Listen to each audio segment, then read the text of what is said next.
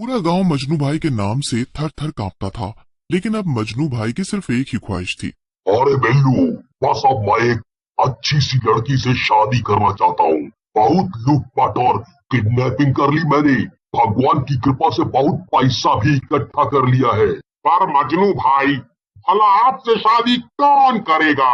गांव के सभी लोग तो आपसे डरते हैं। बात तो तेरी एकदम सही है बिल्लू। तो चल, अब पहले गांव में अच्छी लड़की देखने जाते हैं। अगर मुझे कोई पसंद आई तो फिर मैं उससे जबरदस्ती शादी कर लूंगा। झकास। ठीक है मजनू भाई, जैसा आप बोले। फिर क्या था, बिल्लू और मजनू भाई गांव में लड़की देखने के लिए निकल जाते हैं। लेकिन जैसे ही कोई मजनू भाई को आते हुए देखता, वो दूर से ही 9 2 11 हो जाता था। चलते चलते मजनू भाई और बिल्लू दोनों बहुत थक जाते हैं और वो एक खेत के पास लगे बरगद के पेड़ के नीचे बैठकर आराम करने लगते हैं। बिल्लू, जा मेरे लिए ठंडा लेकर आ, बहुत प्यास लग रही है। ठंडे के साथ ब्रेड पकौड़ा भी ले आऊं मालिक? हाँ, क्यों नहीं। और वो पास में ही बिरजू गांव वाला मसाला दो और वो पास में ही बिरजू गांव वाला मसाला डोसा का ठेला लगाता है ना, 3 4 मसाला डोसा भी लेकर आना फिर।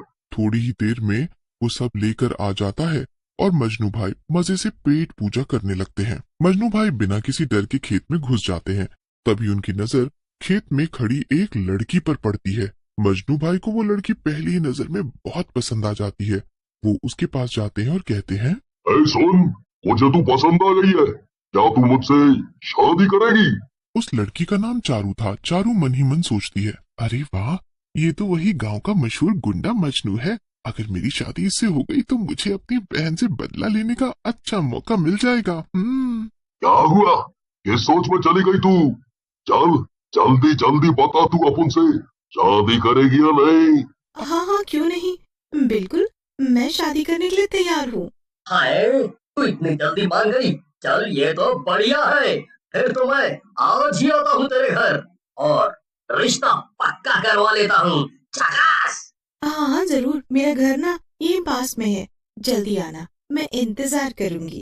इतना कहकर चारू वहाँ से चली जाती है, लेकिन रास्ते में उसका एक्सीडेंट हो जाता है और वो मर जाती है।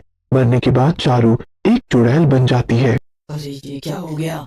अभी अभी तो मैंने सबको मजा चखाने का इतना मजेदार प्लान बनाया था, लेकिन मैं तो मर गई। लेकिन शायद ये इतना बुरा भी नहीं है, अब तो मैं चुड़ैल बन गई हूँ। मेरे पास इतनी ज्यादा ताकत है, अब तो मैं और ज्यादा आसानी से सबको तंग कर सकूंगी। चलो फिर तो मजे करते हैं। उधर मजनू शाम को तैयार होकर और मिठाई लेकर बिल्लू के साथ गोविंद किसान के घर पहुंचता है। नमस्ते गोविंद भाई। अरे आप तो मजनू भाई हो, गांव के मशहूर मेरा मतलब गांव में सब आपको जानते हैं, पर आप यहाँ कैसे? बताता हूँ, पहले अपने होने वाले जमाई का स्वागत तो करो। क्या ये क्या कह रहे हैं आप मजनू भाई? असल में वो खेत गोविंद का ही था और चारू गोविंद की ही बेटी थी। लेकिन तभी गोविंद की बेटी आ जाती है। अरे हाँ, यही तो है चारू, ये मुझे दिन में खेत में मिली थी। इसने मुझसे कहा था कि ये मुझसे शादी करने को तैयार है। झकास। क्या श्रेया, तुमने इनसे ऐसा कहा? नहीं नहीं, मैंने नहीं कहा। अरे मैं चारू नहीं हूँ, मैं श्रेया हूँ, चारू की जुड़वा बहन। और उसका खेत से वापस आते वक्त एक्सीडेंट हो गया और वो मर गई। ये सुनकर मजनू भाई का सर ही चकरा जाता है।